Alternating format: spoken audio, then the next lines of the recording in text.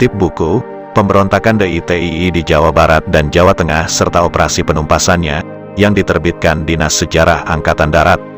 Selain itu dapat bantuan dari pihak Belanda.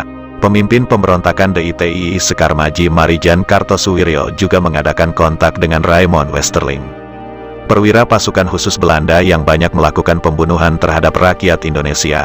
Kartosuwiryo, dengan menggunakan orang Belanda, berhasil mengadakan hubungan baik dengan Westerling.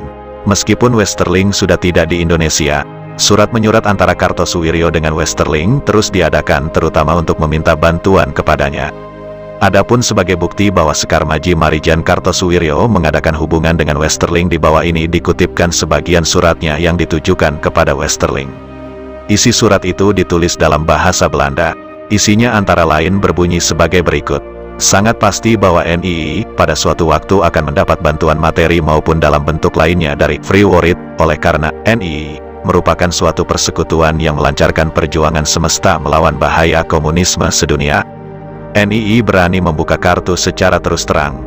Tetapi Republik Indonesia sebaliknya, dalam pertentangan antara dua kekuatan dunia sekarang ini, dalam perjuangan sekarang dan yang akan datang antara dua ideologi, NII berdiri tegak di sisi dunia bebas, di sisi demokrasi.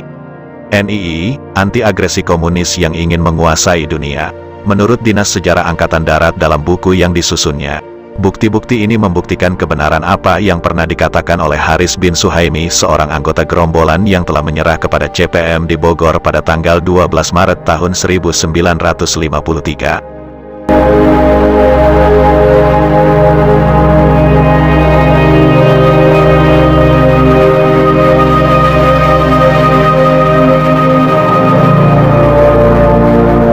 Haris bin Suhaimi pernah mengatakan dalam kesaksiannya di dalam sidang pengadilan perkara Smith bahwa Van Cleef pernah mengirimkan surat kepada Komisaris Tinggi Belanda di Jakarta dan kepada Kapten Westerling. Surat yang dikirimkan kepada Kapten Westerling tertanggal 10 Mei tahun 1952 berisi anjuran kepadanya untuk mendarat di Jawa Barat di pantai utara, supaya tidak usah menunggu meletusnya Perang Dunia Ketiga, supaya menggabungkan diri dengan pasukan-pasukan DITII. Bukti telah jelas bahwa Kartosuwiryo berusaha untuk menarik golongan lain menggabungkan diri kepadanya agar dapat bersama-sama menggulingkan kekuasaan pemerintah Republik Indonesia. Dengan segala daya dan upaya ia berusaha untuk menanamkan kepercayaan kepada pengikutnya agar tetap setia kepadanya. Karenanya ia menggariskan beberapa peraturan-peraturan yang harus ditaati oleh seluruh anggota pengikutnya.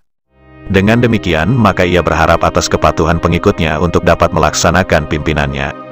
Adapun beberapa peraturan yang pernah ia gariskan antara lain, hidup dan berjuang hanya untuk melaksanakan tugas ilahi mutlak, merealisasikan dharma yang tertanam dalam jiwa setiap mujahid.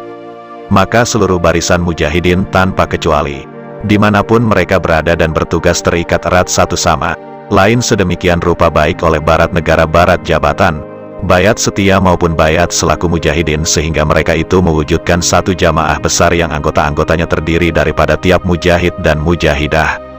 Tegasnya jemaah besar mujahidin. Selaku jemaah besar mujahidin, maka tiap-tiap mujahid akan merasa makin bertambah besar dan mendalamnya rasa setia kawan, rasa tanggung jawab, rasa wajib, sampai akhirnya meliputi seluruh umat dan bangsa, negara dan agama. Hendaklah rasa semangat, kesadaran dan keinsyafan serupa itu ditanam dalam-dalam dan dipupuk baik-baik dalam jiwa setiap mujahid, dan kemudian dikembangkan dan diwujudkan dalam bentuk amal dan jasa-jasa, baik jasa terhadap umat dan bangsa maupun terhadap negara dan agama. Demikianlah Darmaning Kesatna Suci, penegak Kalimatullah, harap direnung, diresapkan sebaik-baiknya dan sedalam-dalamnya hingga terwujud bukti kenyataan yang sebenarnya. Itulah, tulis Dinas Sejarah Angkatan Darat, salah satu ajaran yang diberikan oleh Kartosuwiryo kepada pengikutnya agar mereka tetap patuh dan mentaati apa yang diperintahkannya.